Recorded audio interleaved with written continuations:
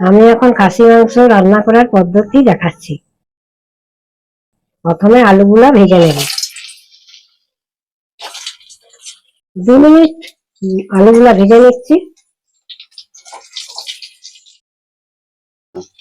ভাজা হয়ে গেছে, এবার আলুগুলা তুলে নিচ্ছি। খাসি মাংসটা নুন হলুদ দিয়ে সিদ্ধ করে নিচ্ছি।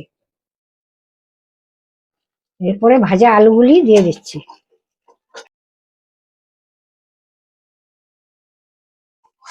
10 মিনিট মশলাটা কষে নিতে হবে।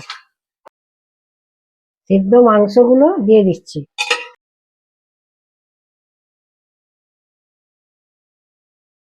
এরপরে আরেকটু নুন দেবো।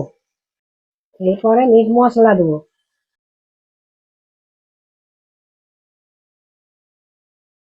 এরপরে কষা হয়ে গেলে জল ঢালবো।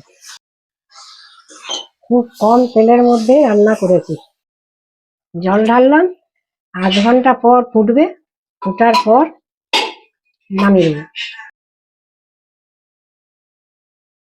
ঢাকা দেওয়ার আগে একটু সস দিয়ে দিলাম, যাতে কালারটা খুব সুন্দর আসে, তাই। এরপর হালকা ঢাকা দিয়ে রাখলাম। 1/2 ঘন্টা পর নামিয়ে নেবো।